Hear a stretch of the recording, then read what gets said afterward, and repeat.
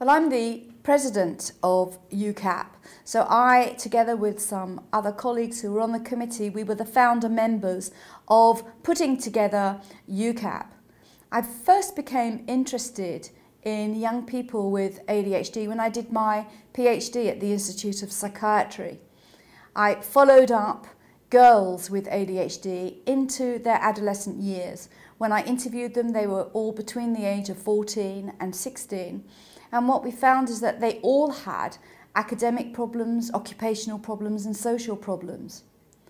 In the interviews, I was struck by the marked difficulties that many of these girls experienced in their everyday lives, and quite severe marked problems. For example, one of them was pregnant at the time I interviewed her. Another one disclosed during the interview that she had tried to overdose a couple of days prior by taking an excess of paracetamol. And one of the other girls was really very violent and produced a knife from underneath the chair where she was sitting, which was quite alarming at the time. What it made me feel, though, is that I wanted to try to get to understand this disorder and its outcome and how debilitating it is for the individual, the family, and more broadly, and the burden of society. My experience in working with ADHD has been very broad, and I've worked with children, adolescents and adults. And I think that's one of the important aspects of ADHD, that this is a lifespan condition, and we need to ensure that we treat it that way and not silo it into services, child services, adult services, for example. When I left the Maudsley Adult Clinic, I moved into forensic services. And for the past few years, I have focused strongly on young people and adults with ADHD who are involved in some way in the criminal justice service, whether this be at police stations, in the probation service, in prison, and also those who are in forensic mental health services.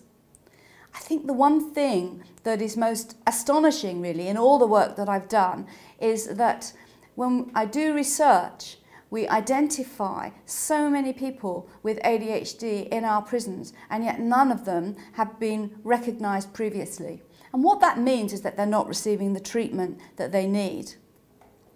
ADHD can be treated at any age. It doesn't have a sell-by date. So the earlier we can intervene, though, the better, and the more likely we will be able to have a better trajectory for these young people so they don't end up in our prison system. One of the problems that we as healthcare professionals face is that ADHD is just not on the radar politically. So we see government reports that will consider every learning disability, that type of learning problem and learning disability that young people face. But ADHD will not be there. And we need to get this on the political agenda so it's a recognised condition in order that young people can get the effective assessments and treatments that they need. We have now national guidelines with the NICE guidelines from the Department of Health about the assessment, treatment and management of young people and adults with ADHD, and yet still there are so many services that are failing to implement some of these guidelines, and there are people across the United Kingdom who are not able to access the treatments that they require. Therefore, I was really happy to be part of UKAP and to be part of this very important group who aim to collect together interested healthcare practitioners who together will be motivated to try to develop ideas and initiatives to take things forward to improve the daily lives of people and their families who have ADHD. We call this the Better Futures programme because we're aiming to foster better futures for young people and their families with ADHD.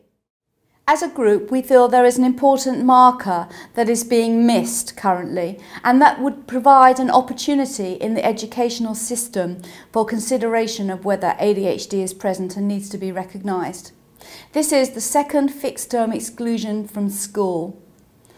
And we feel as a group that this should trigger some kind of screening process or assessment in order that these children at that stage and before they go on to develop persisting problems, that they be assessed and identified to see whether they need additional support.